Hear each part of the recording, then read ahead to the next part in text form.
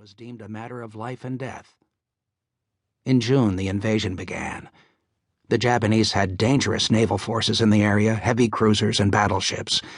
2 Marine divisions went ashore, and an Army division followed. It became, for the Japanese, the Saipan disaster.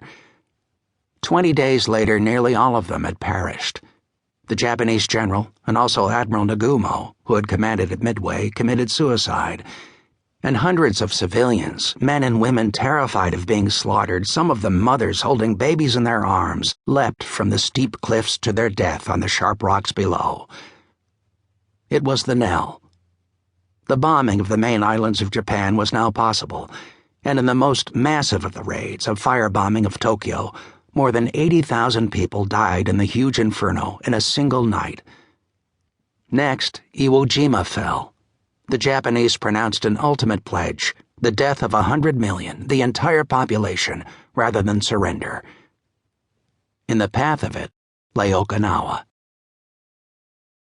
Day was rising, a pale Pacific dawn that had no real horizon, with the tops of the early clouds gathering light.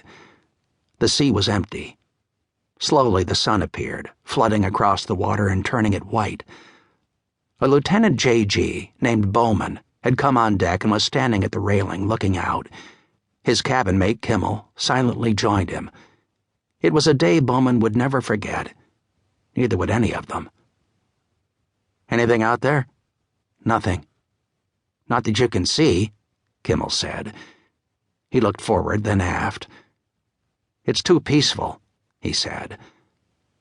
Bowman was navigation officer, and also, he had learned just 2 days earlier, lookout officer. "Sir," he had asked, "what does that entail?" "Here's the manual," the exec said. "Read it."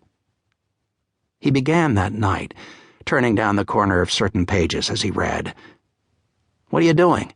Kimmel asked. "Don't bother me right now." "What are you studying?" "A manual." "Jesus, we're in the middle of enemy waters and you're sitting there reading a manual? This is no time for that. You're supposed to already know what to do." Bowman ignored him. They had been together from the beginning, since midshipman school, where the commandant, a Navy captain whose career had collapsed when his destroyer ran aground, had a copy of A Message to Garcia, an inspirational text from the Spanish-American War, placed on every man's bunk. Captain McCreary had no future, but he remained loyal to the standards of the past. He drank himself into a stupor every night, but was always crisp and well-shaved in the morning.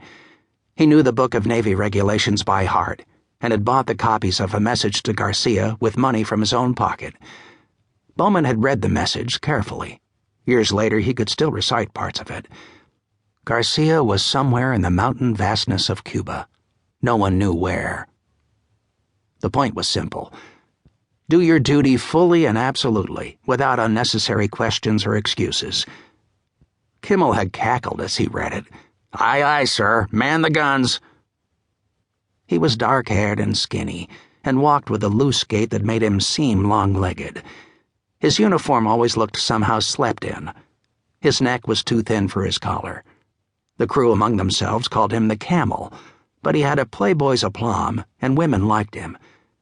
In San Diego, he had taken up with a lively girl named Vicky, whose father owned a car dealership, Palmetto Ford.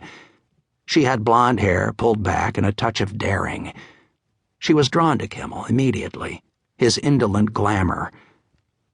In the hotel room that he had gotten with 2 other officers, and where he explained they would be away from the noise of the bar, they sat drinking Canadian Club and Coke. "How did it happen?" he asked. "How did what happen?" "My meeting someone like you." "You certainly didn't deserve it," she said. He laughed. "It was fate," he said. She sipped her drink. "Fate? So, am I going to marry you?" "Jesus, are we there already? I'm not old enough to get married." "You'd probably only deceive me about 10 times in the first year," she said. "I'd never deceive you. Ha ha." She knew exactly what he was like, but she would change that. She liked his laugh. "He'd have to meet her father first," she commented. "I'd love to meet your father," Kimmel answered in seeming earnestness. "Have you told him about us?" "Do you think I'm crazy? He'd kill me." "What do you mean? For what?" "For getting pregnant."